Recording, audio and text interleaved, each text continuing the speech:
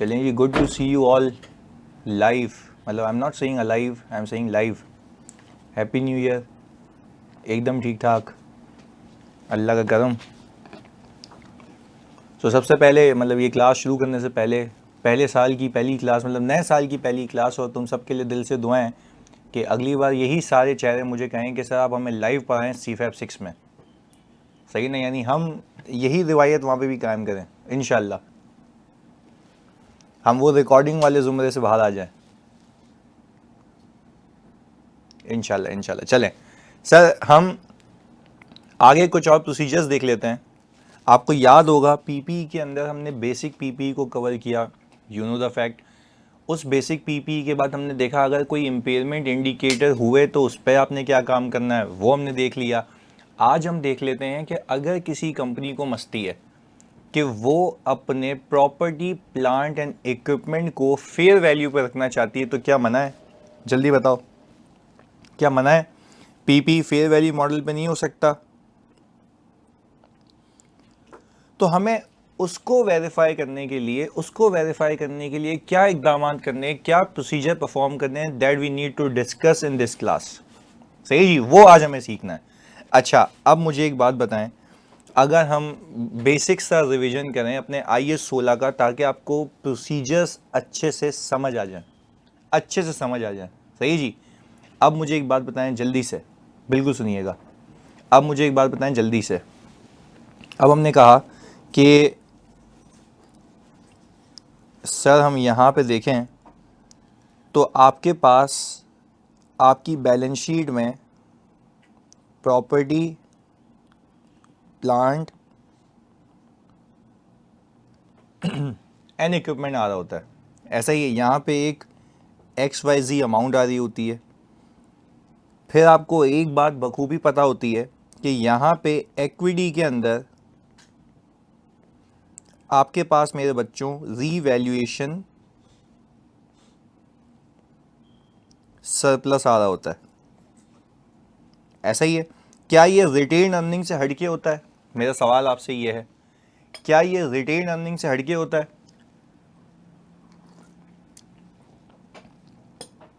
Very good, क्योंकि sir ये retain earning का पार्ट ही नहीं होता ना। ये तो जब एसेट बिकेगा तब यहां से निकल के वो ऑल टुगेदर रिटेन अर्निंग में क्लासिफाई हो जाता है। आप बेसिक रिवीजन। और आपको चलो ये भी पता होगा कि ये रीवैल्यूएशन सरप्लस निकलता कैसे है। मैं सर कैरिंग अमाउंट को कंपेयर करता हूं, सर मैं कैरिंग अमाउंट को कंपेयर करता हूं किससे? फेयर वैल्यू से। तो जब मैं कैरिंग अमाउंट को फेयर वैल्यू से कंपेयर करता हूं तो आई गेट माई सरप्लस, अगर तो वैल्यू ऊपर है। ऐसी बात है। तो ये हमने सीखा कि भाई कैरिंग अमाउंट को फेयर वैल्यू से कंपेयर करने पे ही आंसर आ रहा होता है। अब एक और मजे की बात, क्या आपको ये याद है कि आप अगर बिल्डिंग को रीवैल्यू कर रहे हैं तो आपने पूरी क्लास को रीवैल्यू करना है, यानी सारी बिल्डिंग्स को। ऐसा नहीं हो सकता कि एक बिल्डिंग कॉस्ट पे रहे बाकी बिल्डिंग्स फेयर वैल्यू पे चली जाएं, ऐसा है? यस। तो हमने कहा we need to make sure, हमने कहा sir we need to make sure that entire class is revalued. We need to make sure that entire class is revalued. ऐसा ही है। चलें, ये भी बात समझ आती है। अब हमने कहा कि सर अगर हम रीवैल्यूएशन को वेरीफाई करना चाह रहे हैं, again I am not asking here to verify PP. एक मसला है कि मैं पीपी की यहाँ पे जो है वैल्यूएशन असर्शन को टेस्ट करने लगा हूँ। इस बात को मानते हो? यहां पे जो हम बात कर रहे हैं वो सिर्फ वैल्यूएशन की कर रहे हैं। यहां पे हम बात कर रहे हैं वैल्यूएशन की, क्योंकि revaluation itself is targeting valuation. ये बात मानते हो? क्योंकि हम पहले दिमाग तो खोले ना अपने के जा कहां है। चलें भाई, तो यहां तक हम साथ हैं। तो हम सबसे पहले ऑब्टेन करेंगे revaluation working, या you can say schedule from client evidencing, यानी मैं कह रहा हूं क्लाइंट से भाईजान आप एक काम करें मुझे रीवैल्यूएशन की वर्किंग दें, तो उसने बोला रीवैल्यूएशन की कौन सी वर्किंग, मैंने कहा भाई जिसमें आ रहा होगा एसेट टाइप, अच्छा भाई जिसमें आ रहा होगा आपका कैरिंग अमाउंट, जिसमें आ रही होगी फेयर वैल्यू। मैंने कहा ये वर्किंग चाहिए मुझे, ये वर्किंग चाहिए जिसमें आपकी पूरी वर्किंग हो। प्लीज सुनिएगा, नहीं नहीं नहीं, फिक्स एसेट रजिस्टर नहीं, गलत। इमल कह रहे हैं सर क्या मैं फिक्स एसेट रजिस्टर लेके आऊं? देखो फिक्स एसेट रजिस्टर तो आपका डेप्रिसिएशन वगैरह सब कर कराने के बाद होता है ना। क्या आप ये बात मानते हैं कि मैं टेक्निकली साल के आखिर में पहुंच चुका हूं और ये वाली कैरिंग अमाउंट्स आ रही होंगी फ्रॉम FAR? मानते हो इस बात को? हाँ जी जल्दी बताएं, ये वाली अमाउंट कहां से आ रही होंगी? FAR से आ रही होगी। अच्छा ये बात बताओ, अगर ये FAR से आ रही है तो क्या have you guys verified this amount? PP को वेरीफाई करते हुए सिर्फ पूछ रहा हूं। यस सर बिल्कुल वेरीफाई कर चुके हैं, वेरी गुड, बिल्कुल वेरीफाई कर चुके हैं। अच्छा तो यानी ये FAR से आप देखते हुए आए हुए हैं, चलें वेरी गुड। हमने कहा भाईजान आप शेड्यूल दे दें।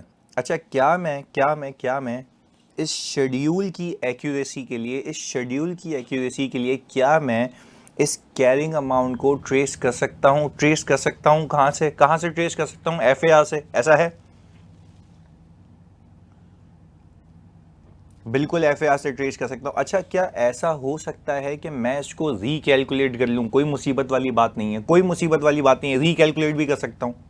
आई कैन रिकैलकुलेट इट, ऐसा ही है, वो भी हो सकता है। अच्छा फिर हमने कहा एक तो ये हो गया, मैंने रीवैल्यूएशन की वर्किंग ले ली, शेड्यूल ले लिया from client, evidencing asset type, carrying amount, fair value, ये सारी चीजें। अच्छा अब ये जो फेयर वैल्यू है, ये फेयर वैल्यू बताई होगी सर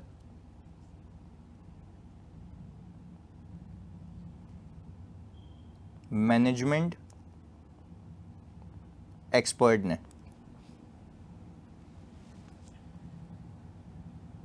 हाँ जी ये वाली अगेन रिपीट कर रहा हूं, ये वाली जो फेयर वैल्यू बताई होगी मैनेजमेंट एक्सपर्ट ने, ऐसा ही है। क्या मैनेजमेंट के बंदे, मैं आपसे पूछता हूं, क्या मैनेजमेंट के लोग इसको खुद से वैल्यू कर सकते हैं? हाँ एक ही शर्त पे कर सकते हैं, अगर उसके पास कोई इंटरनली प्रॉपर्टी एक्सपर्ट हो, ऐसा है। अगर इंटरनली उसके पास कोई प्रॉपर्टी एक्सपर्ट है then they can value, otherwise it is not possible for them as well कि वो वैल्यू करा दें, ऐसा ही है। तो हमने कहा ये मैनेजमेंट एक्सपर्ट से आई होगी, तो हमने कहा कि सर इसके लिए जो मैंने रीवैल्यूएशन की वर्किंग ऑब्टेन की है फ्रॉम द क्लाइंट, जिसमें यही एविडेंस था, मैं करूंगा इसकी मैथमेटिकल एक्यूरेसी को चेक। मैं यहां पे लिखता हूं check mathematical accuracy and trace total of surplus and fair value to the general ledger. मुझे एक बात बताएं, इन दोनों को कंपेयर करके आपको सरप्लस भी तो मिलेगा मेरे बच्चों, सरप्लस भी तो मिलेगा, ये मानते हो? तो ये सरप्लस का टोटल क्या मेरी इक्विटी के सरप्लस से मैच करना चाहिए? Definitely yes. ये फेयर वैल्यू बैलेंस शीट से मैच करनी चाहिए, बिल्कुल मैच करनी चाहिए, यस सर। तो यही तो ट्रैक कर रहा हूं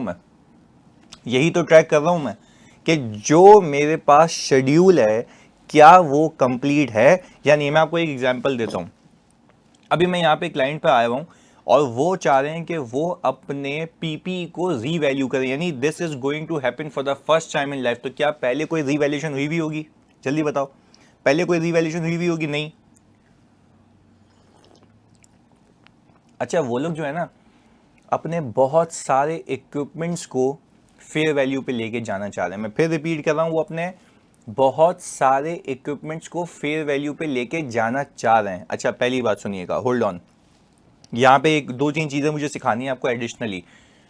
स्टैंडर्ड आपको कहता है आप फेयर वैल्यू पे जाएं, आपको मना नहीं है, पर वो फेयर वैल्यू पे तब जाना when it will turn into more reliable and relevant information. फिर रिपीट करता हूँ, when it will turn into more reliable and relevant information. आप कहानी सुनिएगा क्या थी। क्लाइंट ने कहा कि यार हम जो है, क्लाइंट कह रहा है कि हम जो हैं भाई कॉस्ट से उड़ के फेयर वैल्यू पे जाना चाहते हैं। मैंने कहा अच्छा भाई, मैंने कहा क्या बिल्डिंग्स को लेके जाना चाह रहे हैं? बात समझिएगा, बिल्डिंग्स को लेके जाना चाह रहे हैं? बोले नहीं बिल्डिंग्स को नहीं लेके जाना चाह रहे। अच्छा मैंने कहा फिर आप जो है मतलब लैंड को लेके जाना चाह रहे हैं फेयर वैल्यू पे? उसने बोला नहीं नहीं नहीं, हम लैंड को भी नहीं लेके जाना चाह रहे।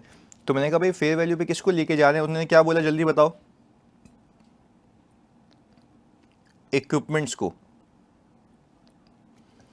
इक्विपमेंट्स को लेके जाना चाह रहे हैं। आप कहानी सुने। अच्छा मैंने IS-8 देखा। IS-8 ये कहता है, IS-8 ये कहता है कि you are allowed to take the assets to fair value when it will turn into more reliable and relevant information. अच्छा फिर मैंने IS से पूछा कि रेलेवेंट का मतलब क्या है? कि रेलेवेंट का मतलब ये है कि शेयर होल्डर के फायदे की इंफॉर्मेशन हो। शेयर होल्डर के जल्दी बताओ क्या किसकी इंफॉर्मेशन हो? फायदे की इंफॉर्मेशन हो। Share holder can benefit from it. Reliable भी हो, रेलेवेंट भी हो। रेलेवेंस, रेलेवेंस देखनी है। अच्छा फिर मैंने कहा रेलेवेंस में क्या होता है, ये मैं आपको पूरी गाइडेंस बता रहा हूँ जो ISB ने लिखी हुई है। रेलेवेंस में क्या होता है? उसने बोला कि भाई रेलेवेंट, रेलेवेंट तब माना जाएगा जब मार्केट में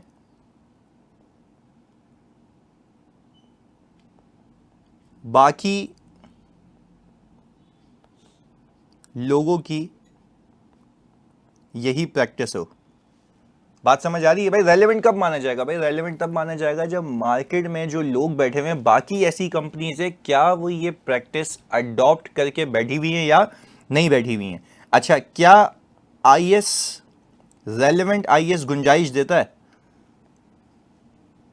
रेलेवेंट IS अलाउ करता है? तो हमने कहा प्लीज सुनिएगा, हमने कहा कि यार भाईजान बात सुने, रेलेवेंट IS अलाउ करता है तो उसने क्या बोला होगा जल्दी बताओ? उसने क्या बोला होगा? उसने क्या बोला होगा जल्दी बताओ? रेलेवेंट IS अलाउ करता है, उसने क्या बोला होगा? बताओ ना प्लीज, बोलो ना कुछ, प्लीज कुछ बोलो, जल्दी बताओ। करता है अलाउ। अच्छा क्या वो ये कहता है कि you can take your asset from cost model to fair value model? ऐसा ही है, बोलता है ना, आपके सामने की बात है। IS-16 कहता है। उसने बोला चलो भाई ये तो रेलेवेंस पे मार है। हमने कहा सही, आगे आते हैं। मैंने कहा मार्केट में क्या बाकी लोग आपकी जैसी ही कंपनी क्या ये प्रैक्टिस को अडॉप्ट करके बैठे हुए हैं? किसी कंपनी में भी नहीं मिला, किसी कंपनी में भी नहीं मिला। अच्छा तो वो कह रहा है यार पहली बार तो कोई ना कोई करेगा ना। मैंने कहा सही है, पहली बार कोई ना कोई करेगा, पर मेरा कहने का मतलब यह है कि this information is not useful for the share holder किसी भी पूरी मार्केट में। तभी तो आज तक किसी ने नहीं किया। पहले बताओ मेरी बात समझ आ रही है? मेरी बात समझ आ रही है कि यार रेलेवेंट एंड रिलायबल की बात हो रही है भाई। आज तक किसी भी कंपनी ने इसी इंडस्ट्री में नहीं किया, तो इसका मतलब इन कंपनी के जो मालिकान होते हैं, जो ये सेक्टर देख रहे होते हैं, मतलब obviously I am not taking the name, पर ये जो सेक्टर देख रहे होते हैं उनके लिए रेलेवेंट इन्फॉर्मेशन नहीं होती है। Do you get my point? What does it actually mean by relevant? जल्दी बताओ, यहां तो पहुंचाना था मुझे। बेहतरीन, तो ये कहानी थी उसके पीछे। तो ये आप प्रोसीजर लिख सकते हैं। We will see whether the change in accounting policy will result in, आप लिखेंगे, ये लिखिएगा, ये लिखिएगा, ये लिखिएगा, ये लिखिएगा आपने पास। We will see, we will check, we will assess that whether the change in accounting policy will turn into more relevant and reliable information. ये बात लिखेंगे अपने पास, जल्दी से लिखो, जल्दी से लिखो अपने पास। We will check, we will check, we will assess that whether the change in accounting policy will turn into more relevant and reliable information। ये आपने लिखना है। कहानी समझ आती है? अब आगे सुने। वो बहस कर रहे हमसे कि भाई नहीं हम करके रहेंगे। मैंने कहा भाईजान आप मुझे पहले प्रूफ करें कि it will turn into more relevant information, कि भाई वो रेलेवेंट होगी शेयर होल्डर के लिए। अच्छा फिर कहानी सुनिएगा, मैंने अच्छा उस कंपनी का ना अभी ऑडिट शुरू हो रहा था, हमने क्योंकि एक इनिशियल मीटिंग होती है ना, याद है मैंने आपको कहा था कि आप इंक्वायरी करते हैं मैनेजमेंट एंड दोस्त charge with governance risk assessment procedure में, तो मैंने ऐसी इंक्वायरी की, मैंने कहा क्या डेवलपमेंट्स हैं आपके बिजनेस में, आप क्या चेंजेस ला रहे हैं। तो उसने मुझे कहा कि यार इस बार हम एसेट्स को फेयर वैल्यू पे लेके जाना चाह रहे हैं, वहाँ मैं अवेयर हो गया। मैंने कहा भाई ये तो चेंज इन अकाउंटिंग पॉलिसी है, और जल्दी बताओगे चेंज इन अकाउंटिंग पॉलिसी कब अलाउड है, अभी सिखाया, चेंज इन अकाउंटिंग पॉलिसी कब अलाउड है। हाँ जी, चेंज इन अकाउंटिंग पॉलिसी तब अलाउड है ना when it will turn into more reliable and relevant information. Very good, बेहतरीन। अब आगे सुने, अब आ गए लाइन पे हम लोग, अब आप गए लाइन पे, प्लीज सुनिए, नहीं मार्केट प्रैक्टिस नहीं गलत, देखो ये लिखोगे फंस जाओगे, ये लिखोगे फंस जाओगे। हम क्या कह रहे हैं, जब रेलेवेंट और रिलायबल, देखो मैं कह रहा हूं कि आज तक मैं ये करता आ रहा हूं, देखो स्टैंडर्ड की थीम समझो, स्टैंडर्ड की थीम समझो। हाँ, आज तक मैं ये करता आ रहा हूं, अचानक से क्या मुसीबत आई जो मैं अब चेंज कर रहा हूं, या तो सुनो, या तो ये कंपनी शुरू से ही फेयर वैल्यू मॉडल पे होती, चॉइस होती है ना आपके पास शुरू में, हाँ या नहीं जल्दी बताओ, चॉइस होती है ना, आप शुरू से ही फेयर वैल्यू पे होते, आपको क्या मुसीबत है, आप अचानक से चेंज कर रहे हो, क्योंकि आपको पता है भाई के हाथ से कोई ऐसे ऑडिट से जा नहीं सकता। वही तो सुनो तो सही, अब गेम सुनो क्या है, मैंने लिए उनके एफएस, एफएस ऑब्टेन किए भाईजान, एफएस ऑब्टेन हो गए। अच्छा एफएस में देखा मैंने कि उनकी इक्विटी जो है वो नेगेटिव थी, उनकी इक्विटी जो है क्या थी भाई, नेगेटिव थी। अच्छा उन्होंने ना वैल्यूएशन पहले से ही कराई हुई थी एक्सपर्ट से, एक्सपर्ट की रिपोर्ट भी आ गई थी मेरे पास। तो जब एक्सपर्ट की रिपोर्ट मेरे पास आई तो मैंने देखा उसमें 25 बिलियन रुपीस का गेन था। कितने का बोला, 25 बिलियन रुपीस का गेन। आपको नहीं लगता कि 25 बिलियन का अगर सरप्लस आएगा तो मेरी इक्विटी पॉजिटिव हो जाएगी, या ज़्यादा अमाउंट से पॉजिटिव, भाई बहुत ज़्यादा अमाउंट से पॉजिटिव हो जाएगी, ऐसा ही है। तो यहाँ आपके भाई ने पकड़ा उसको, मैंने बोला भाईजान किधर, करना क्या चाहते हो, सोच क्या रहे हो, बात समझ आ रही है, कैसे डिटेक्ट हुआ। तो यानी pure intention behind changing the accounting policy was relevant और इररेलेवेंट, या वो अकाउंटिंग मैनिपुलेशन है।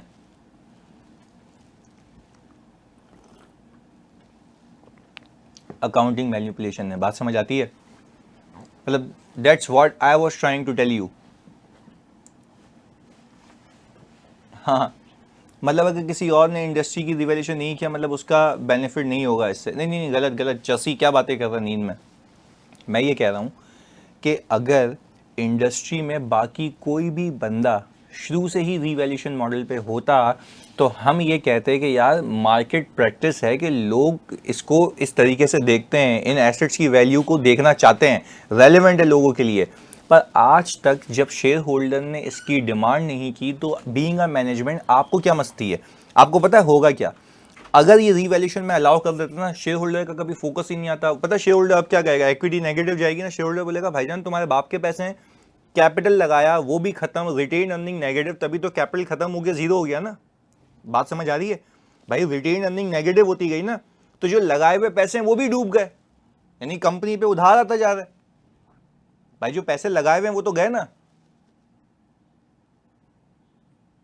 अच्छा भाई मुश्तबा रिजवान कह रहे हैं कि सर ये तो अकाउंटिंग मैनिपुलेशन है, ये तो रिवैल्यूएशन मैनिपुलेशन है ना, तो चसी रिवैल्यूएशन में कर क्यों रहा था, अकाउंटिंग को मैनिपुलेट करने के लिए, राइट, मैं अपने बेनिफिट के लिए यूज कर रहा था, ऐसा ही है। हाँ जी जल्दी बताओ। अच्छा अब उस्मान कह रहे हैं, ओके सही सही, यानी ऐसे ही बोल रहा हूँ मैं, ओके। अच्छा उस्मान कह रहे हैं कि सर क्या ये misstatement with respect to application of accounting policy होगा, पहले बताओ क्या ये मिस स्टेटमेंट हुई या मैंने होने ही नहीं दिया, जल्दी बताएं, क्या ये मिस स्टेटमेंट हुई या मैंने होने ही नहीं दिया, होने ही नहीं दिया। तो मतलब यही तो मैं तुम्हें सिखा रहा हूँ मेरे बच्चों, यही तो मैं सिखा रहा हूँ, यही तो मैं सिखा रहा हूँ अपने प्रैक्टिकल एक्सपोजर के साथ। यार मतलब आप इसको फ्रॉड, मतलब सही है इंटेंशनली हो रहा है, पर मतलब फ्रॉड ऐसा नहीं है ना कि छुपा के कंसील करके कर रहा है, वो विद इन द पैरामीटर्स कर रहा है।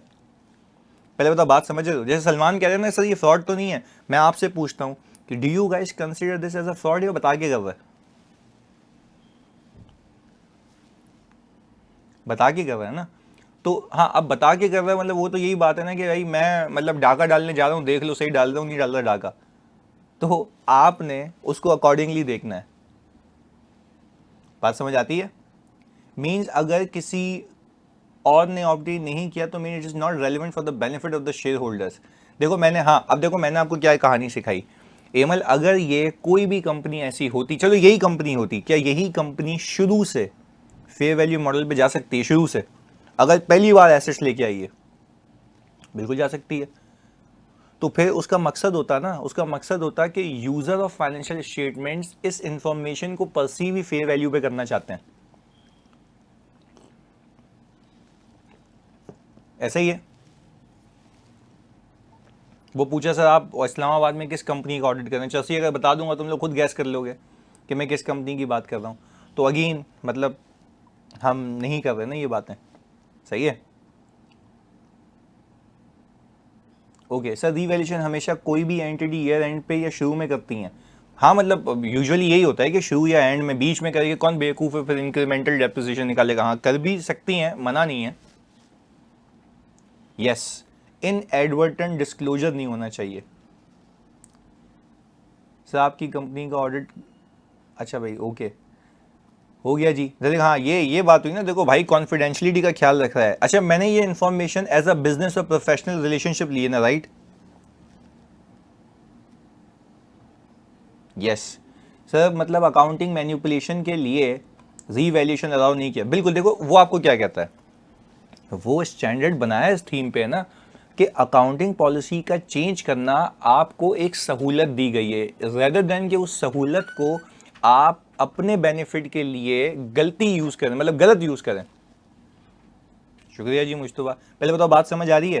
तो यहां तक लोगों का दिमाग नहीं जाता, यानी FAR 1 में, FAR 1 में, हाँ सुनिएगा, FAR 1 के अंदर आपने आई ए सेट पर के लपेट तो दिया था, बट वहां पे आपने ये चीज बड़ी सुकून से सीखनी थी कि it will turn into more reliable and relevant information, तो अलाउड होनी चाहिए, पर उसकी असल इंप्लीकेशन ऑडिट में। पहले बताओ बात समझ आती है, क्लैरिटी है? चलो एक तुमसे सवाल, अगर एक एंटिटी है वो आज तक फेयर वैल्यू मॉडल पे थी, क्या वापस कॉस्ट पे जा सकती है? मैं पीपी की बात कर रहा हूं, मैं पीपी की बात कर रहा हूं। गलत कह रहे हो, जा सकती है, पीपी में जा सकती है। गलत, पीपी में जा, अलाउड है, पीपी में अलाउड है, पीपी में अलाउड है। अब मैं तुम्हें इसको, हाँ अब कंडीशंस बताऊं, इसकी कंडीशंस बताऊं। देखो मैं मैनेजमेंट की जगह होता ना मैं यूं बेचता, सुनो आगे, पर खैर हमारा अभी मैनेजमेंट नहीं है ना, अभी हम उसको करने नहीं देंगे ना, अभी तो हमें इंटेंशन पता है। खैर सुनो, अब मैं ये कह रहा हूं, पर उसमें भी रेलेवेंट, हाँ उसमें भी रेलेवेंट चेक करेंगे बिल्कुल। अब देखो मैं होता ना, मैंने एक कंपनी को सजेस्ट भी किया था, उसने मुझसे रिक्वेस्ट की थी आप कुछ बता दे भाई ताकि हम करें। उस कंपनी ने बोला हम फेयर वैल्यू पे हैं, हमें किस पे जाना है, कॉस्ट पे, जल्दी बताओ फेयर वैल्यू से किस पे जा रहे हैं, कॉस्ट पे जा रहे हैं, ऐसा ही है। उसने मुझे बोला भाईजान मुझे कोई तरीका बताओ कि मैं कॉस्ट पे जाना चाहता हूँ और आपकी रेलेवेंस की कंडीशंस में कैसे पूरी करूँ। मैंने कहा हमें लिख के दे दो कि हम जो फेयर वैल्यू कराते हैं, सही है ना, उसमें इतना खर्चा आता है एक्सपर्ट का कि जो मैं फेयर वैल्यू दिखाऊंगा शेयर होल्डर को उसके कॉस्ट ज़्यादा है रेदर देन उसके बेनिफिट्स के। बताओ बात समझ आई? उसने कहा सही है यार, वो फेयर वैल्यू देखेगा। तो कहने का मतलब ये है कि यार हम इतनी कॉस्ट लगाते हैं एक्सपर्ट को हायर करने में और इतना टाइम लगता है हमारा, उसमें कॉम्प्लेक्स कैलकुलेशंस होती हैं, तो हमने क्या, हम, मैंने बोला आपसे लिख के दे दो ना, ये आपसे लिख के दे दो कि यार अगर मैं हर साल फेयर वैल्यूएशन करा रहा हूँ और हर साल मेरी इतनी सिग्निफिकेंट कॉस्ट जा रही है टूवर्ड्स द एक्सपर्ट, तो उसके कॉस्ट बेनिफिट एनालिसिस भी तो देखने ना। उसने बोला ये कहीं लिखा हुआ है, मैंने कहा ये भी लिखा हुआ है, ये भी लिखा हुआ है, ये भी लिखा हुआ है IAS 16 के अंदर, you need to make cost benefit analysis as well. तो उसने बोला यार थैंक यू भाई, थैंक यू जज़ाकल्लाह भाई, आपने तो काम कर दिया हमारा। उसने लिख के दिया कि यार भाई आप देख लें हमारी कॉस्ट इतनी लगती है, फेयर वैल्यू को करना ही कि एक वैल्यू ही आ रही है ना, तो हम ये नहीं चाहते कि हम again and again cost incur करें। तो मैंने कहा अब रेलेवेंट बना, अब रेलेवेंट बना। अब मैंने बोला क्लाइंट को अब रेलेवेंट बना क्यों? क्योंकि तुम कह रहे हो शेयर होल्डर का पैसा खर्च हो रहा है, दिस इज रेलेवेंस। बोलेगा भाई मुझे फेयर वैल्यू जान के क्या करना है, मेरी चीज है ना। हाँ एग्जैक्टली बात समझ आ रही है? अच्छा सलमान, इसका बिजनेस रैशनल वैसे यही था, वो पता है कर क्या रहता है, वो क्या, इनसे ना बार बार अकाउंटिंग एरर हो रहे थे। मतलब मैं तुम्हें बताऊं, जिस कंपनी का था ना, मैं ऐसे जाने नहीं देता कभी ना, मैं कभी ऐसा मशवरा देता हूँ। वो बेचारे कर ये रहे थे कि यार आपको पता है ना, इतने सारे एसेट्स होते तो हर एक का सरप्लस को अलग से मैनेज करना, हर एक का इंक्रीमेंटल डेप्रिसिएशन अलग से मैनेज करना, तो उनके लिए बड़ा हैसल था। तो दे वर लाइक कि यार अब हमें इस हैसल में नहीं पड़ना। तो खैर उनको जस्टिफाई करना था। अगर वो ये कहते ना कि मुश्किल हो रही है हमें, तो मुश्किल हो रही है ये रेलेवेंट कोई चीज़ नहीं है। पहले तो बात समझ आ रही है? मुश्किल होना अकाउंटिंग के लिए वो तुम्हारा मसला है ना यार। सही है, बात समझ आती है बच्चों? चलिए गुड, डन। अब आगे हमने कहा सर पहले बताओ ये दो बातें क्लैरिटी से समझ आती हैं जो हमने सीखी हैं अभी, बिल्कुल क्लैरिटी से। डन हो गया? चलें, वेरी गुड, आगे चलते हैं, आगे चलते हैं। हमने कहा सर अगला स्टेज, अगला स्टेज हमने कहा सर वंस हमने शेड्यूल ले लिया, हमने ये मेक श्योर कर लिया कि entire class has been revalued और नॉट। ये बड़ी अहम चीज़ है कि इंटायर क्लास पे देखना है। अच्छा फिर अब आपने देख लिया कि weather the change in accounting policy will turn into more reliable and relevant information. एक बच्चा है जो चेंज इन अकाउंटिंग पॉलिसी वाली बात सबसे आखिर में लिखता है, उसको नंबर नहीं मिलेंगे। ये आपने सबसे पहले लिखनी है। फॉर एग्जाम्पल जैसे मुझे ऑडिटर अपॉइंट किया गया और मुझे कहा गया कि यार हम रीवैल्यूएशन पे जा रहे हैं, क्या मैंने उससे वर्किंग मांगी या वर्किंग मांगने से पहले ही रिजेक्ट कर दिया? हाँ जी,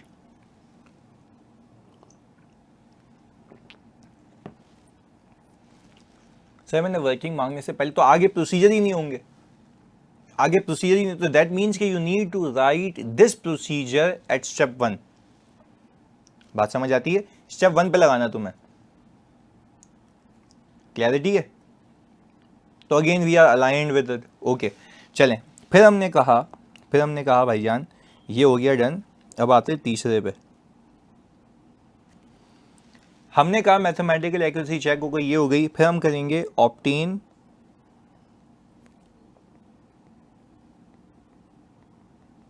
management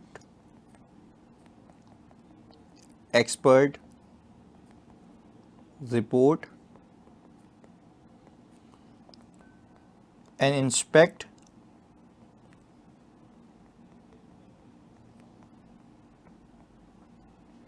the assumptions used for, इसको यूं कहते हैं, इंस्पेक्ट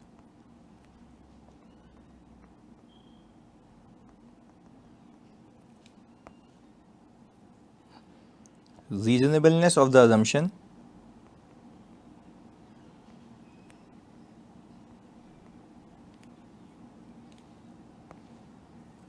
इसको आगे ले जाते हैं।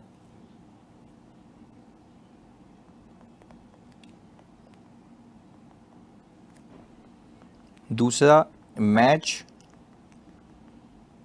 फेयर वैल्यूज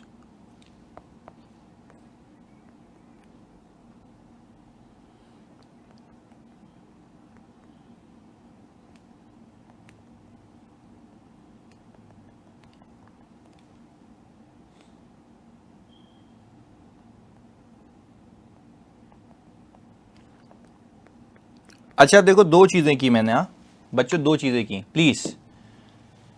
यहाँ पे मैंने पहली चीज़ ये की कि मैंने मैनेजमेंट एक्सपर्ट की रिपोर्ट ली। मैंने कहा भाई आपने जिससे करवाया वो तो दो, तो उसने बोला सही है ले लो रिपोर्ट। फिर मैंने कहा उसके अंदर अजम्पशंस लिखी हुई होंगी ना। अच्छा आप मुझे बताएं, मैंने आपको सिखाया था अजम्पशंस के लिए आपको ये पता होना चाहिए उसने कौन सी मेथडोलॉजी यूज़ की है फॉर वैल्यूएशन, कौन सी मेथडोलॉजी यूज़ की है फॉर वैल्यूएशन। यस, तो अगर उसकी मेथडोलॉजी गलत है, अगर उसकी मेथडोलॉजी गलत है तो क्या उसके किसी भी एसेट की वैल्यू जो रिपोर्ट में आ रही है क्या वो ऑथेंटिकेटेड है? No sir. तो वो यही कह रहा है आप reasonableness of the assumptions use, इसको यूं भी कर लेते हैं, अजम्पशंस एंड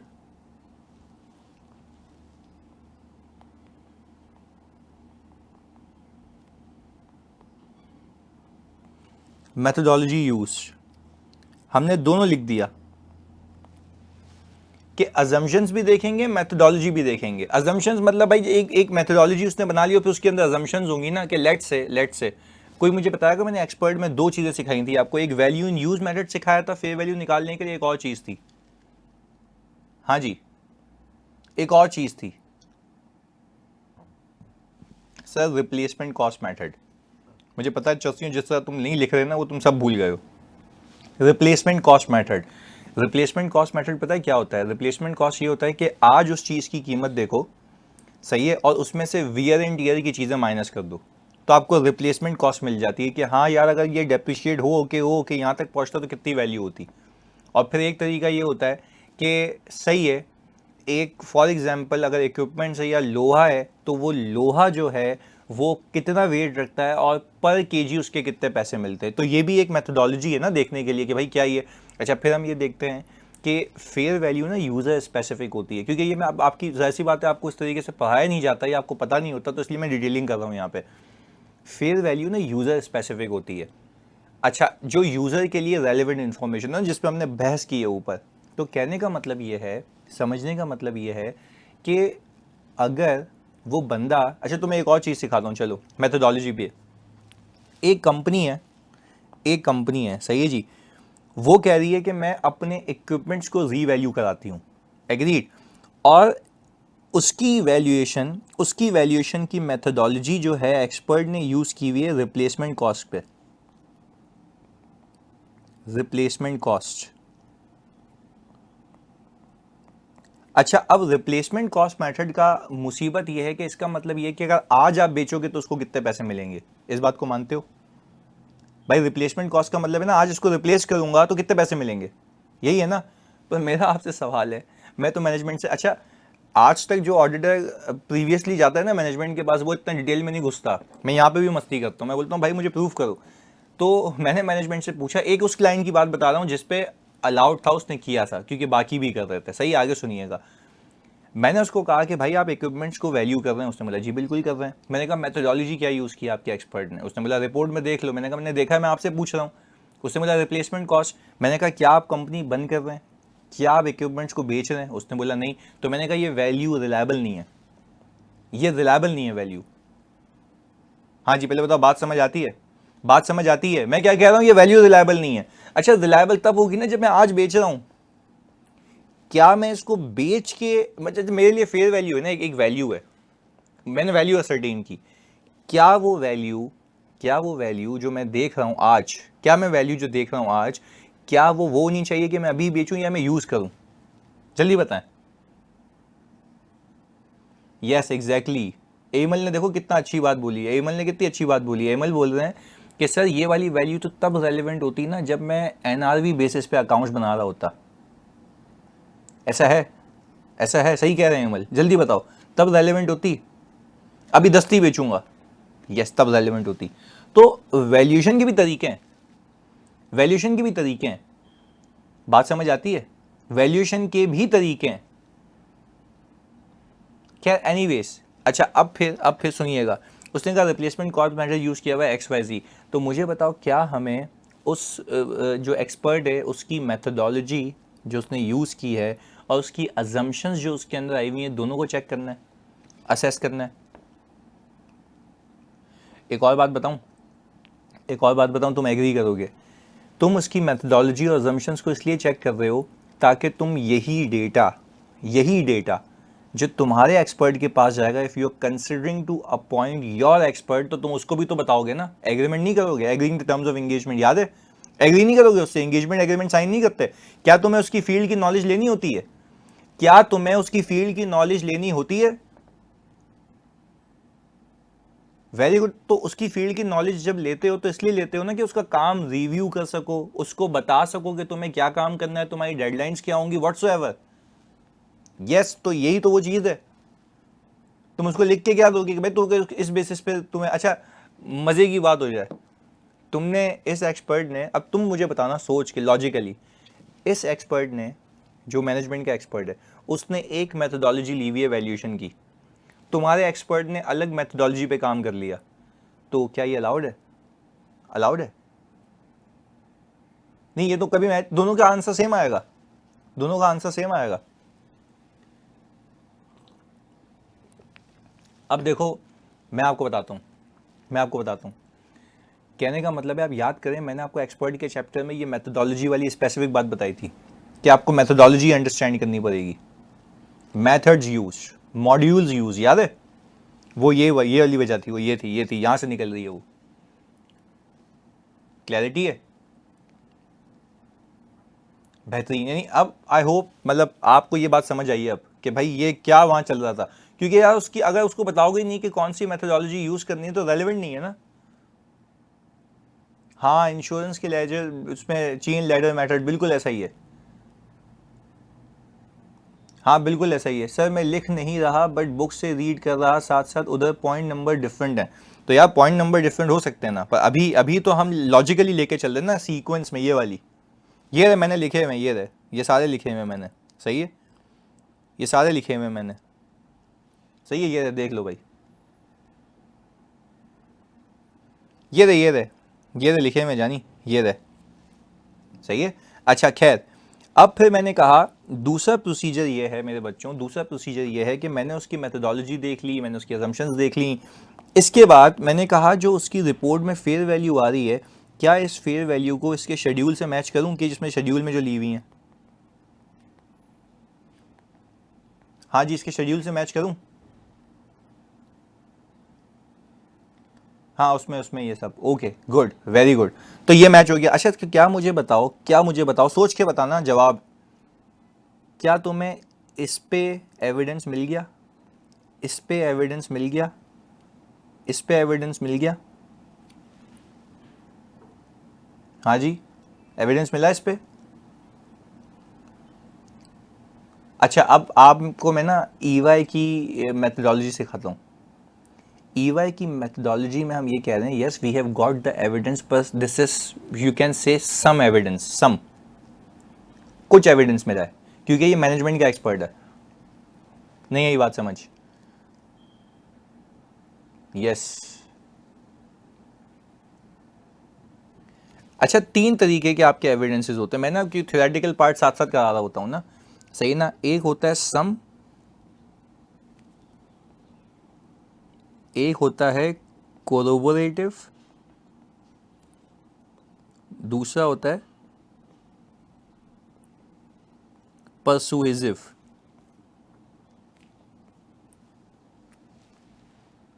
सम एविडेंस मतलब कुछ एविडेंस मिला है, क्या इस पे आप मतलब राजी हो गए, जल्दी बताओ राजी हो गए।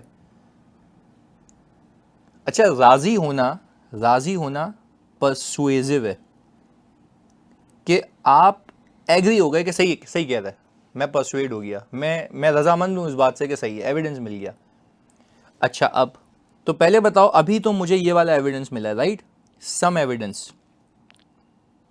मुझे कब तक काम करना है, मुझे कब तक काम करना है, सही बताना लिख के, अभी इतनी मेहनत की है तुम्हारे लिए, मुझे कब तक काम करना है, till persuasive, very good, this is the answer, very good यार।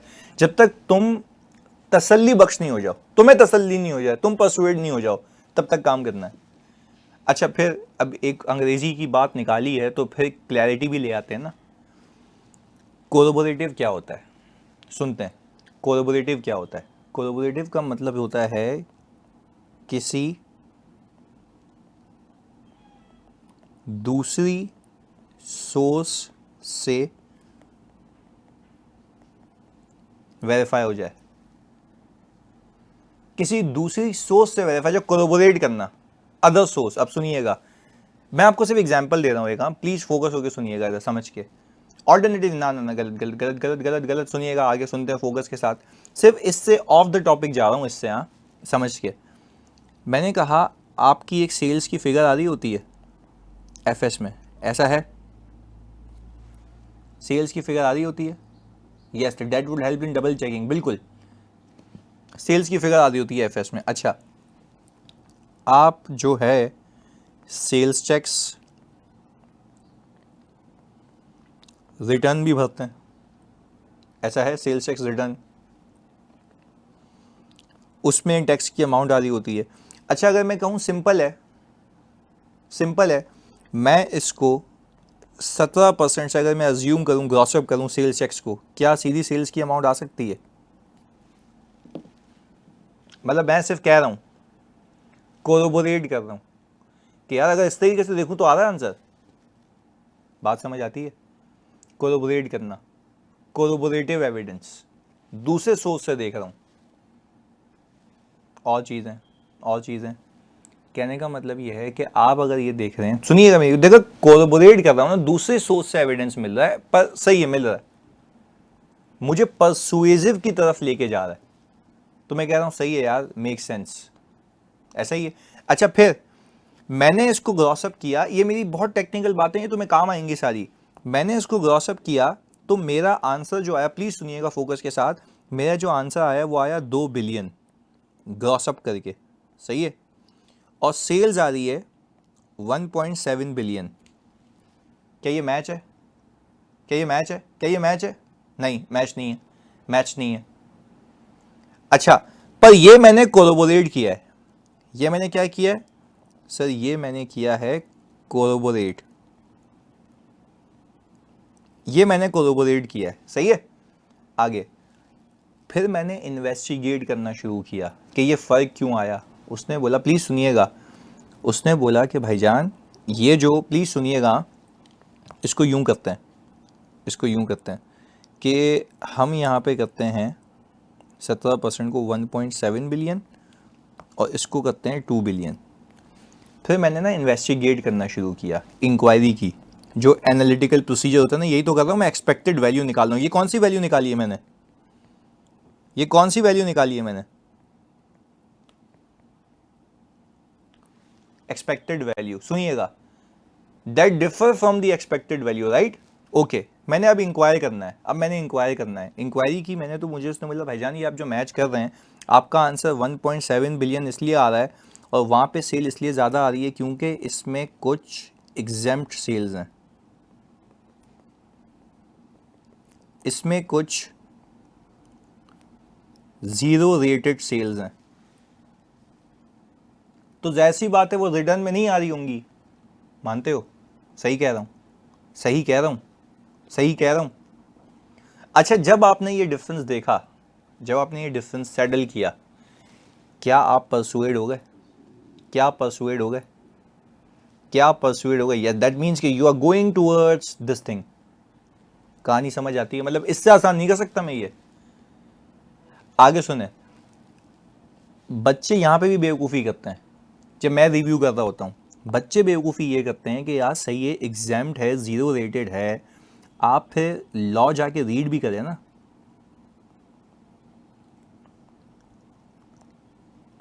एंड चेक करें क्या वाकई वो ज़ीरो रेटेड के ज़ुमरे में आती है नहीं आती है। ऐसा है? ऐसा है? जल्दी बताओ। अब अच्छा, अब जब ये कर लिया, अब जब ये कर लिया तो मुझे कोरोबोरेटिव एविडेंस मिला, फिर मैंने ये ज़ीरो रेटेड वाली भी देख ली, तो मेरा एविडेंस परसुएसिव हो गया। अब मैं कंक्लूड कर सकता हूँ, अब मैं ओपिनियन दे सकता हूँ। कहानी समझ आती है? मतलब this is how you do.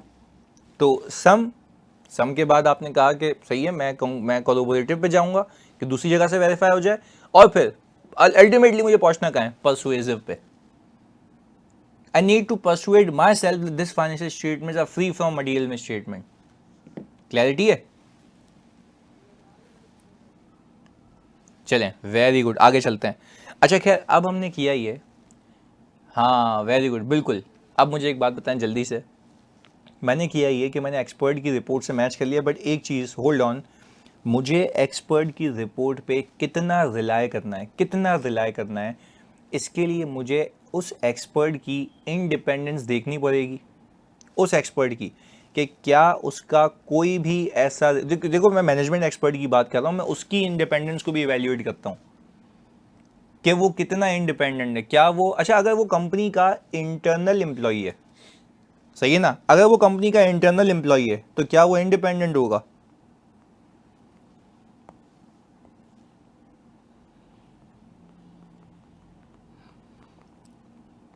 तो इंडिपेंडेंट क्यों नहीं होगा?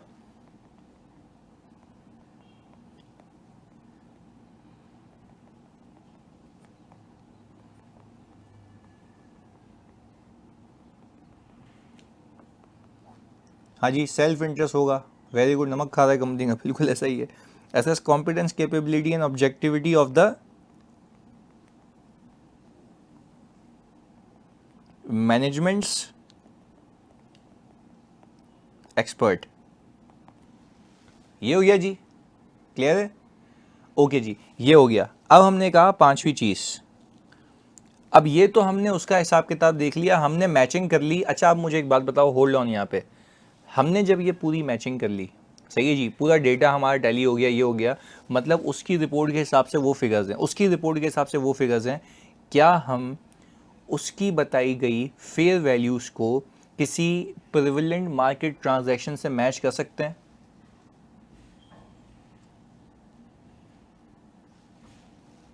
यस। अच्छा अंसा आपने पूछा कि रिप्लेसमेंट कॉस्ट मेथड में और फेयर वैल्यू में क्या डिफरेंस है? वो फेयर वैल्यू होती है एक्टिव मार्केट। ये सुनिएगा, अंसा ने अच्छा सवाल पूछा कि सर देखो है तो वो फेयर वैल्यू निकालने का तरीका ना, पर एक होती है एक्टिव मार्केट और एक होती है आपकी लेवल 2 की फेयर वैल्यू। अच्छा लेवल 2 की फेयर वैल्यू कैसे निकलती है? बहुत सारे इनपुट्स को मल्टीप्लाई करके। लेवल 3, सॉरी लेवल 2 कह रहा हूँ, लेवल 3। देखो लेवल 1 क्या है, ये आप आगे जाके IFRS उसमें पढ़ेंगे। लेवल 1 है एक्टिव मार्केट। अच्छा क्या आपके सेलफोन्स की, जो अभी आईफोन वगैरह चल रहे हैं, उसकी एक्टिव मार्केट होती है? Just a question. यस बिल्कुल होती है, सेलफोन्स की एक्टिव मार्केट है। आप जाएंगे करीब करीब करीब करीब रेट मिलेंगे, ऐसा ही है, बिल्कुल ऐसा ही है। अच्छा पर मैं अगर लेवल 3 वैल्यूज़ की बात करूँ ना, तो एग्जांपल देता हूँ। अब ये एक PTCL है, PTCL है या यूफोन है या टेलीनॉर है, मतलब तीनों ही मेरे क्लाइंट हैं। इनके टावर्स लगे हुए हैं जगह जगह। अब वो टावर्स कोई किसी बंदे को लेके जाओ, कितने में खरीदेगा? तो क्या वो खंबे को देख के बोलेगा इतने में खरीद लूँगा मैं? हाँ, एक्टिव मार्केट है? सवाल है, नहीं है, नहीं है ना। अच्छा एक्टिव मार्केट का मतलब होता है कि मार्केट पार्टिसिपेंट्स जो सेलर और बायर हैं एक्टिवली इसको ट्रेड करते हो। क्या टावर ट्रेड होते होते पता है? तुम लोग निकले घर से बाहर, कंधे पे टावर लेके घूम रहे हो, हाँ भाई क्या हुआ, एक्टिव मार्केट से लेके आ रहा हूँ, लगाना है। अबे कहाँ लगाएगा? समझ आ रही है? तो हाँ, तो वो large number of buyers and sellers है ना, उसमें एक्टिवली ट्रेड होते हैं। तो उनसे आपको मेरी बात समझ है कि लेवल 1 तो सही है, वो सीधी सीधी वैल्यू आ जाती है, उसमें तो कोई मसला ही नहीं है। पर ये जो वैल्यूएशन करवाते हैं ना हम एक्सपर्ट से, वो लेवल 3 की होती है। अब इसमें दो तरीके से, इसमें दो तरीके से, हाँ हाँ पहाड़ पे अच्छा इसमें दो दो तरीके से सुने, दो तरीके से। एक हो जाएगा रिप्लेसमेंट कॉस्ट। क्या रिप्लेसमेंट कॉस्ट में भी आप वेरिएबल इनपुट्स यूज़ कर रहे हैं? अच्छा वेरिएबल इनपुट्स क्या होते हैं कि वो जो टावर है उसमें जो है, वो जो लोहा है वो कितने केजी का है, उसमें कितना जंग लगा हुआ है, कितना वेयर एंड टियर है, ये सारे वेरिएबल्स यूज हो रहे हैं in order to calculate the value. Agree? जल्दी बताओ, एग्री? फिर एक दूसरा तरीका है इनकम अप्रोच। अच्छा मैंने कहा इनकम अप्रोच में क्या होता है, वैल्यू कैसे निकलती है? इनकम अप्रोच में ये होता है कि आप देखें कि ये टावर्स आपको कितना कमा के देते हैं, ये टावर्स आपको कितना कमा के देते हैं, ऐसा है, ये टावर्स आपको कितना कमा के देते हैं। तो मैंने कहा जब मैंने ये देख लिया इनकम अप्रोच में, तो ये भी तो वैल्यू निकालने का तरीका है ना, तो क्या इससे वैल्यू नहीं आएगी? जल्दी बताओ, इससे वैल्यू नहीं आएगी? बिल्कुल आएगी, बिल्कुल आएगी। इससे वैल्यू नहीं आएगी? बिल्कुल आएगी। अच्छा अब अनीब कह रहे हैं कि सर वैल्यू इन यूज। अच्छा वैल्यू इन यूज और इसमें एक फ़र्क है, इनकम अप्रोच में वैल्यू इन यूज और इनकम अप्रोच में फ़र्क है। देखो वैल्यू इन यूज आप निकालते हैं IAS 36 के तहत। उसमें आप कहते हैं कि यार मैं जो हूँ पिछले रिसीवेबल्स नहीं लूंगा, ओवरहॉलिंग के नहीं लूंगा खर्चे, पर यहाँ पे ऐसा नहीं होता। इनकम अप्रोच के अंदर आप ये भी देख रहे होते हैं कि मुझे उस पर रिपेयर एंड मेंटेनेंस करानी होगी, खर्चे होंगे, तो क्या होगा फेयर वैल्यू के लिए। तो दोनों में फ़र्क है। ये IFRS 13 है, ये IFRS 13 है। उनसे आप बात क्लियर है आपको? जल्दी बताएं, क्लैरिटी है? तो दोनों वैल्यू निकालने के तरीके हैं, पर depends upon what is the need of the user. हाँ जी, अब मुझे एक बात बताओ, मुझे एक बात बताओ कि अगर एक कंपनी है जो चलती रहेगी, तो उसके लिए रेलेवेंट मेथोडोलॉजी ये होनी चाहिए ना, इनकम अप्रोच। क्या कहते हो? इस बेसिस पे निकालनी चाहिए। अच्छा, तो अगर एक एसेट है जिसकी एक्टिव मार्केट है, तो क्या मैं लेवल 3 पे आऊंगा या यहीं पे रुक जाऊंगा? जल्दी बताओ। यहीं पर रुक जाऊंगा, ऐसा ही है, लेवल 1 पे ही। Very good. तो क्यों नहीं जा रहे, एक्सपर्ट को क्यों नहीं बुला रहे?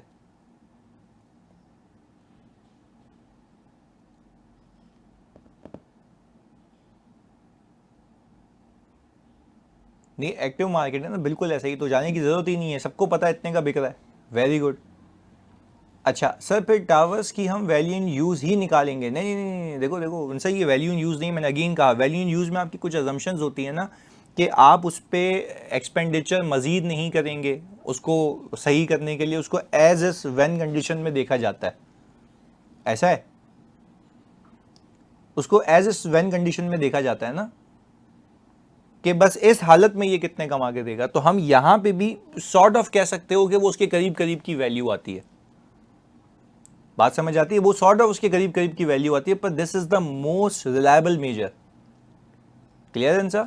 ओके, सही कह रहे हो, बिल्कुल करीब करीब वैल्यू आएगी उसके, क्योंकि वो भी कैश फ्लोज हैं, ये भी कैश फ्लोज हैं। चलें, ओके, आगे चलते हैं, आगे चलते हैं, आगे चलते हैं। मैंने कहा था चलें, ये हो गया कॉम्पिटेंस, कैपेबिलिटी, ऑब्जेक्टिविटी हो गई। अच्छा, अब फिर मैंने कहा पांचवी चीज, बल्कि इसको यहां ले आते हैं,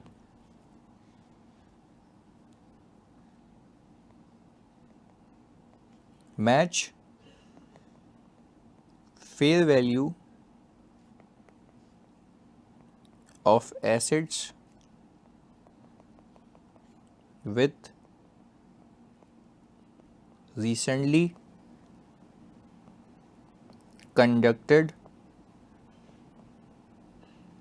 transactions। अच्छा, एमएल कह रहे हैं लेवल 2 नहीं होता। अच्छा, लेवल 2 भी एक तरीका है निकालने का, पर लेवल 2 ये होता है कि भाई आप ये देख लें कि अभी करीब करीब ऐसी ट्रांजैक्शंस कितनी हुई हैं, तो वो सारी वैल्यूज निकाल लें। एग्जाम्पल, एक बिल्डिंग बिकी, उसके बराबर में भी सेम बिल्डिंग थी, सेम नेचर की, सेम रेनोवेशन, तो क्या दोनों की वैल्यू सेम होगी? एक ही गली में? बिल्कुल होगी, बिल्कुल।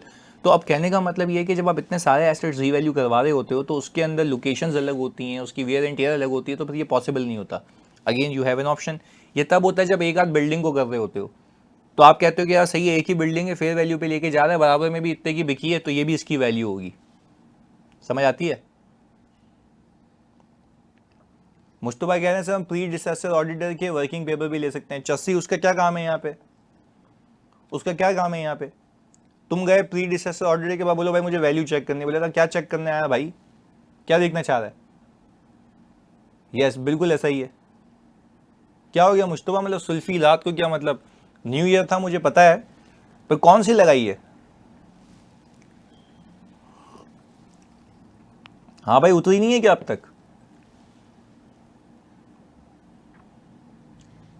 अबे छोटी चरस, मेरी बात सुनो, उसने भी तो वर्किंग की होगी, उसने क्यों की होगी? चर्सी, तुम तो पहली बार कर रहे हो ना, पहली बार रिवैल्यूएशन हो रही है, कैसी बातें कर रहा है?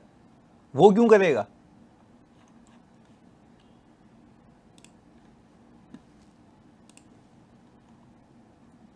मतलब ये तो वही हो गया मुश्तबा के। अच्छा, मुश्तबा कह रहे हैं सर मुझे नहीं पता, पहली बार हो रही है। ओह, क्या बात है भाई, कुछ चीज़ें पहली बार होती हैं, कुछ चीज़ें होती हैं पहली बार आप ही ने करनी होती हैं, ऐसा नहीं कि पिछले वाले के पास पहुंच जाओ। क्या कहते हो मुश्तबा?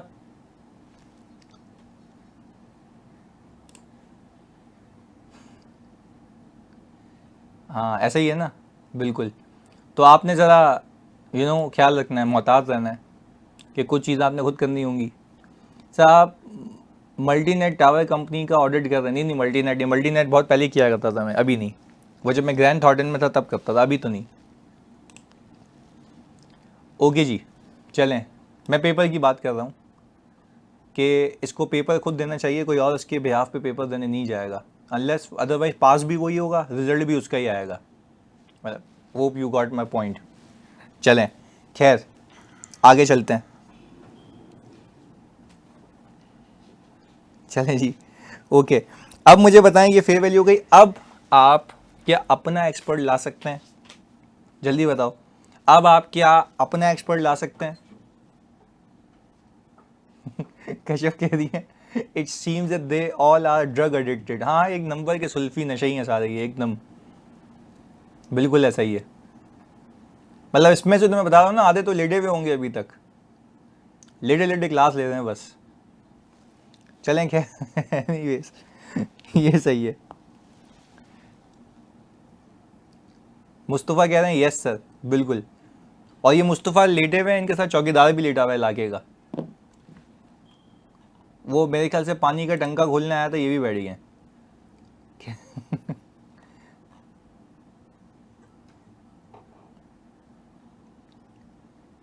सही हो गया मुस्तफ़ा, ये भी सही है। हाँ, ये अच्छी बात है हाफिज़।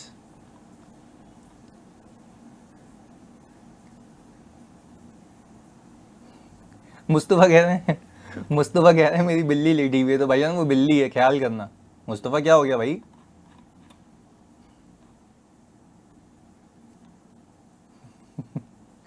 ये भी सही है भाईजान, बिल्ली है। चलो खैर, हम इस पे बात करते हैं, हम इस पे बात करते हैं। अभी मैं बहुत सारी चीज़ें हैं।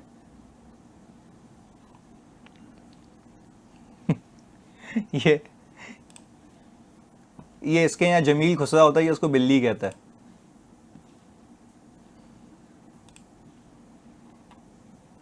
चलो, ये भी सही है, प्यार से उसको बिल्ली बुलाता है ये। चलो खैर, ओके, सॉरी। अच्छा भाई, अब मुझे एक बात बताओ, आगे चलते हैं। अब हमने कहा कि भाई अब हम consider appointing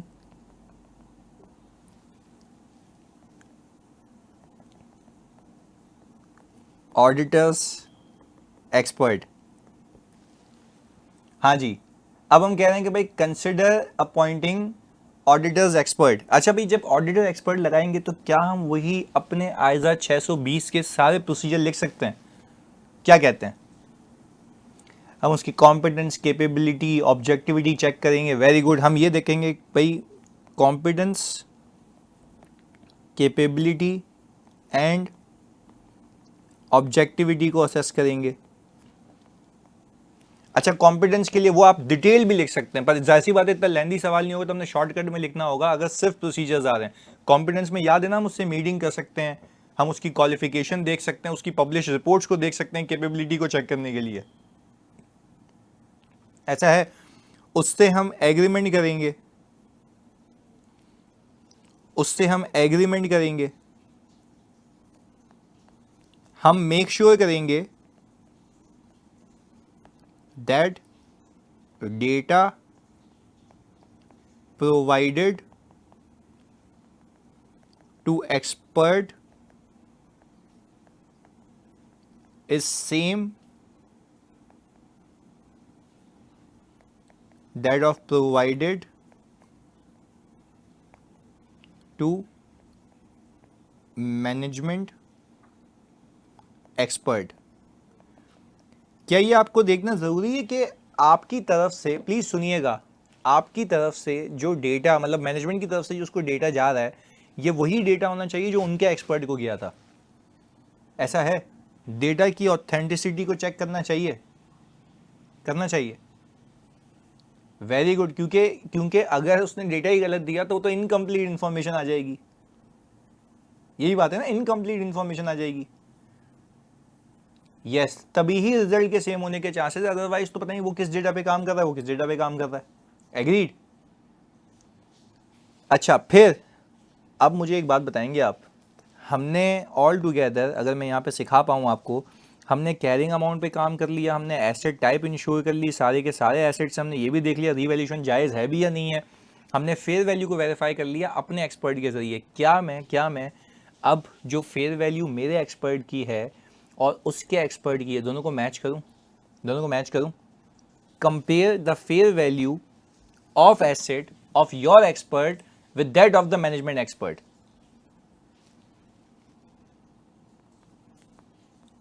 Compare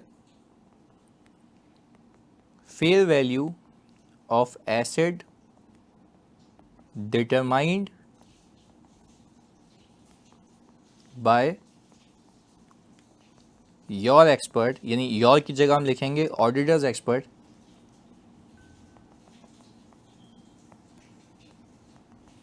with that of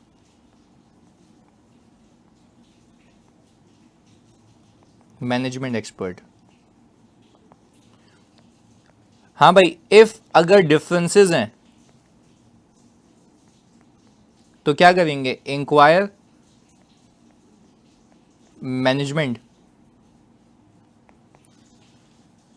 क्या हम ये कर सकते हैं कि, प्लीज सुनिएगा, क्या हम ये कह सकते हैं कि हम अपने एक्सपर्ट को उसके एक्सपर्ट से मिला दें?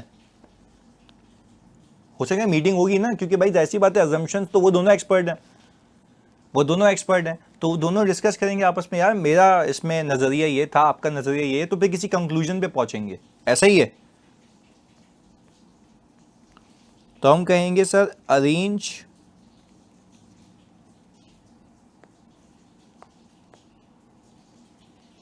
तो हमने कहा सर हम जो है अरेंज करेंगे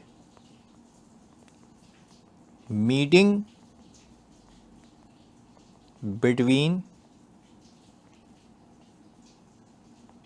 auditors and management expert. Meeting arrange कराएंगे।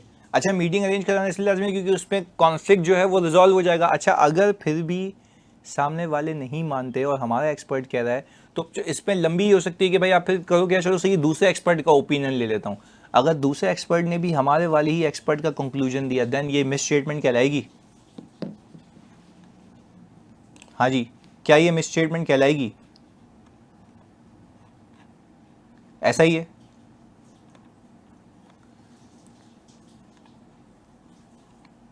हाँ जी, सही हो गया, वेरी गुड। अच्छा, अब देखें, और सर फिर आखिर में आपको याद है ना प्रेजेंटेशन एंड डिस्क्लोजर। अच्छा, अगर साल के शुरू में रीवैल्यूएशन हो रही है तो क्या आप इंक्रीमेंटल डेप्रिसिएशन देखेंगे? क्या आप इंक्रीमेंटल डेप्रिसिएशन देखेंगे? जल्दी बताओ, क्या आप इंक्रीमेंटल डेप्रिसिएशन देखेंगे? यस, रीकैलकुलेट करेंगे इंक्रीमेंटल डेप्रिसिएशन। पर ये कब होगा? जब साल के शुरू में हो रही हो। अच्छा, ये भी मेक श्योर करेंगे क्लासिफिकेशन के लिए कि revaluation surplus has been appropriately parked into other comprehensive income, वो पीएनएल में जाना नहीं चाहिए, ये भी आपने याद रखना है। यस, बिल्कुल ऐसा ही है। देखो हम क्या कर रहे हैं, इंक्रीमेंटल डेप्रिसिएशन होता है ना, हमारा एफएआर 1 में हमने सीखा था कि अगर एसेट की वैल्यू ज़्यादा हो गई हिस्टोरिकल कैरिंग अमाउंट से, तो जो आपका इंक्रीमेंटल डेप्रिसिएशन है वो कहाँ जाता है, सरप्लस से निकल के रिटेन अर्निंग में, तो वो भी तो आप रिकैलकुलेट करेंगे ना। ऐसा ही है, तला क्लियर है यानी, ये तो वो वाली बात हो गई ना। ओके, चलें, और फिर एट लास्ट आप मुझे एक बात बताएं, आपको ये भी तो पता होना चाहिए ना कि एक एसेट का सरप्लस दूसरे एसेट के सरप्लस से क्लास से सेट ऑफ नहीं हो सकता। ये बात याद आ रही है? यानी फॉर एग्जांपल अगर दो क्लासेस हैं, तो अगर बिल्डिंग में रीवैल्यूएशन गेन आ रहा है और दूसरे में लॉस आ रहा है, तो आप उसको सेट ऑफ नहीं कर सकते। तो ये भी आपने लिखना होगा, मेक श्योर करना होगा। देखो मैं दिखा देता हूँ, ये लिखा हुआ है यहाँ पे मैंने, ensure that the entire class, ये हो चुका है। Recalculate incremental depreciation, make sure the transfer from the revaluation surplus to retain earning is appropriate, और फिर make sure that the disclosure have been given as per the requirements of IAS 16। आपको याद होगा disclosure में क्या हम historical carrying value बताते हैं कि वो एसिड की वैल्यू जो होती अगर ये कभी भी रीवैल्यू ना हुआ होता, नेम ऑफ द वैल्यूअर और एफएसवी वैल्यू होती है फोर्स्ड सेल्स वैल्यू, वो कम होती है। यानी फॉर एग्जांपल इसको मैं यूं समझाता हूं कि आप अगर मार्केट में सुकून से एसिड बेचेंगे तो महंगा बिकेगा, और अब जल्दबाजी में बेचेंगे तो सस्ता बिकेगा। ऐसा ही है फोर्स्ड सेल्स वैल्यू। तो ये भी ये कंपनीज एक्ट की रिक्वायरमेंट है। हाँ, दस्ती बेचते वक्त तो आपको नुकसान होगा। ऐसा ही है। तो आई होप आपको रीवैल्यूएशन के प्रोसीजर भी क्लियर हो गए होंगे, बात समझ आती है जानी? हाँ वो भी एमएल, नेम ऑफ वैल्यू है भी, ऐसा ही है। क्लियर है भाई जानी, जल्दी बताओ। वेरी गुड, हम बस बिल्कुल करीब करीब पहुंच चुके हैं। IS 16 की रिक्वायरमेंट नहीं है, नेम ऑफ वैल्यू भी IS 16 की रिक्वायरमेंट नहीं है, कंपनीज एक्ट की रिक्वायरमेंट है। सही है, टू बी वेरी प्रिसाइज। इसके बाद क्लास लेने जानी उसके बाद, सही है मुश्तबा। चलें इसको यहां तक रखते हैं, अगली क्लास में बाकी करता हूं। कल मैं इंशाल्लाह सवाल भी बना के लाता हूं, कल बना नहीं पाया था क्योंकि कल ऑफिस से मैं लेट फ्री हुआ था, तो इंशाल्लाह अभी मैं ये करा देता हूं आपको। हाँ आज भेज दूंगा अंसा, पक्का प्रॉमिस, आज भेज दूंगा। सही है, एमएल बिल्कुल एक्सपर्ट होता है भाई। सही हो गया जी, चलें okay, thank you, Hafiz. Daily एक सवाल प्रॉमिस, आज भेजता हूं।